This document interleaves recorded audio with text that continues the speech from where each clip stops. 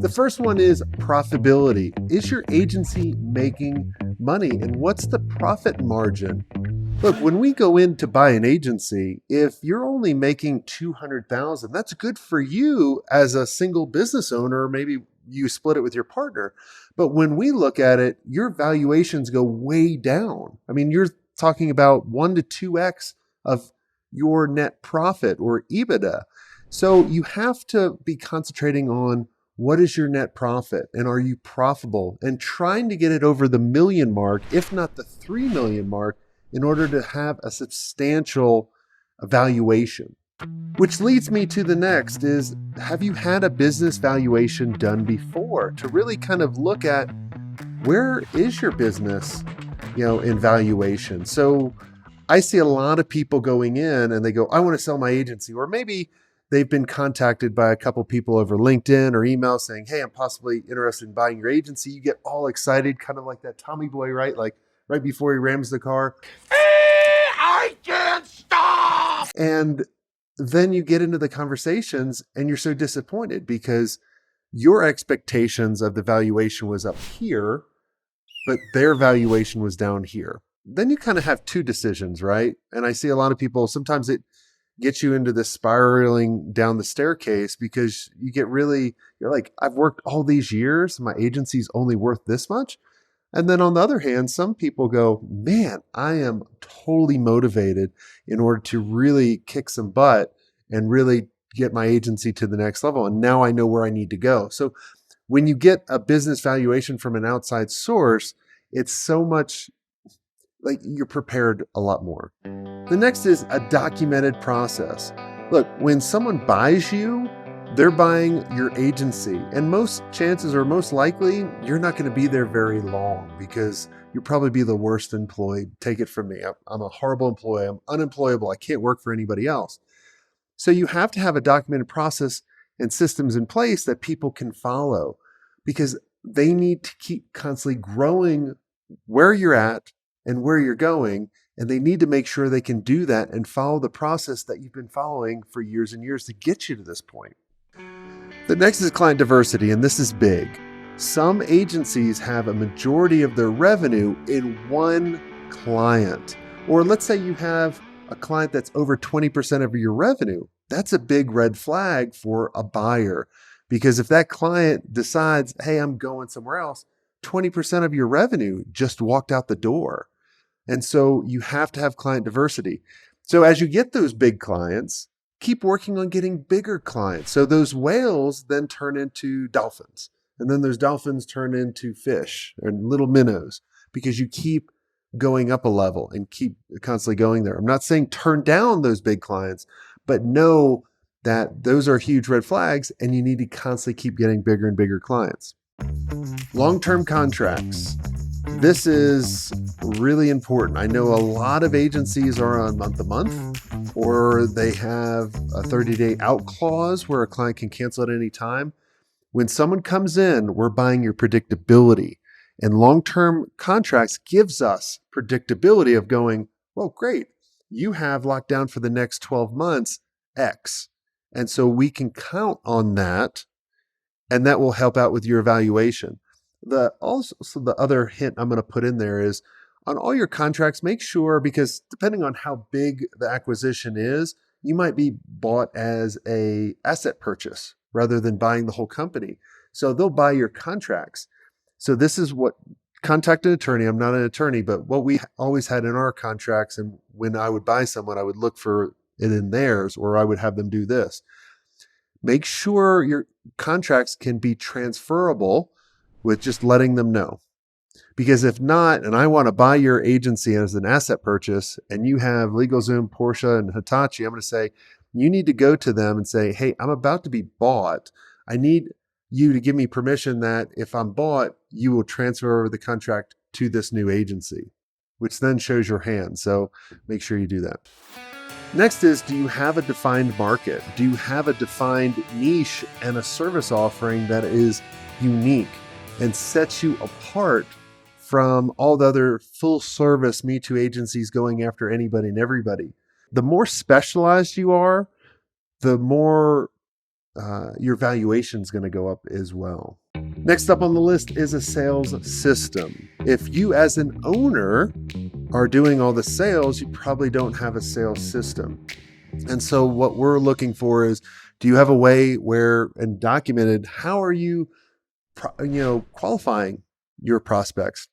How are you walking them through and converting them? How are you following up? Have everything documented on your sales system and know the numbers. Are you converting at 50%? Are you converting at 85%? Of the clients that you actually want? Have a documented sales system. Lead generation. How are you generating leads? If your business is all on referrals, that just isn't scalable. The leads are weak. The leads are weak. You're weak. I'm constantly looking at, do you have an outbound strategy or system for getting leads? Do you have an inbound? Do you have a strategic partnership channel? Because when an acquirer comes in to look at buying you, they're going to look at, how do I scale this up? If you have one salesperson and I get two, can I double that? Or how can I increase the amount of leads? Can I do better ads? Can I create more strategic partners? That's how they're looking at you. And this is how you need to be looking at your agency as well, of going, man, if all my leads are on this, can I double that? Can I create other channels? And that will make you a lot more attractive and be more prepared. Team structure is really important as well. If everyone's always constantly coming to you as an owner, you're not ready. Your team needs to know where the agency's going and why you're doing that. And they have the ability to make the decision. A lot of agencies are the toll booth. If you have 100 lanes in a toll booth and you're only allowing traffic in one lane, and that's you as the owner, well, everyone's flowing all their decisions to you. You have to give the power to your team and make sure you have the right team.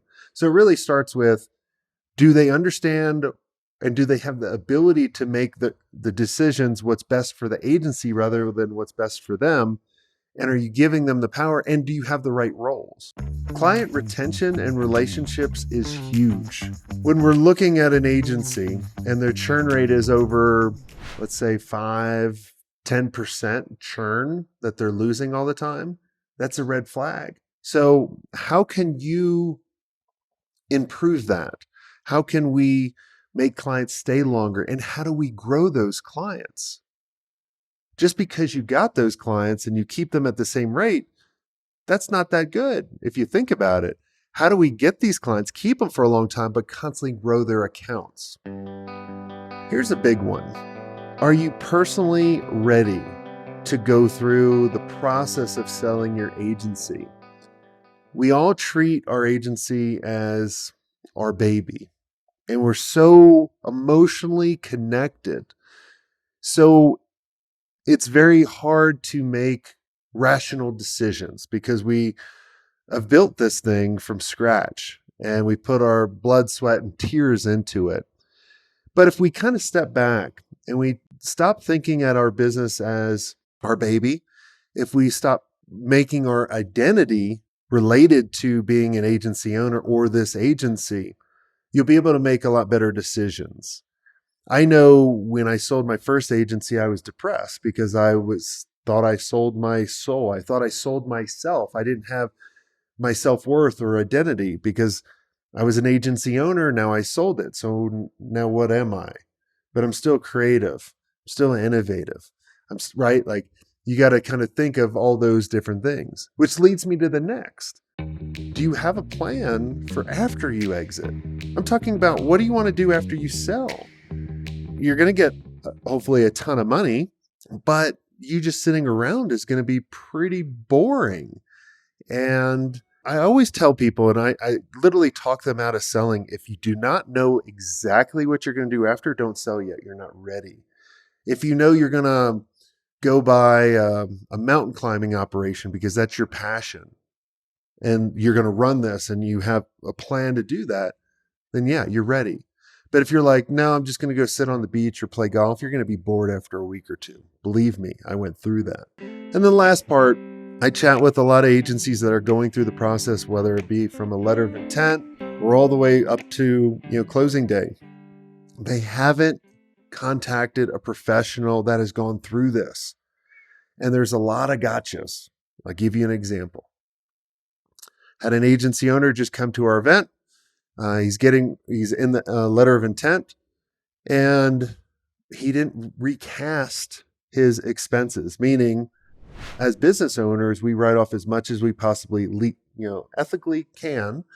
But if we sold, a lot of those expenses are going to go away so that you can recast that to make your profitability better. This was going to turn, his agency from an evaluation of 4 million to 8 million just by doing this. And so it's a big difference. So make sure you consult a professional on selling your agency. So those are the checklists that I would mentally go through and be prepared if you're thinking about selling. We'll put a list below that you can check out. If we can help you out in any way, I would highly recommend you doing an agency blueprint with us, where we'll look at your agency of where you're at now, where you're wanting to go, and we'll help you identify the gaps that you might not be able to see. So, make sure you click the button or the link in the description. And until next time, have a swank day.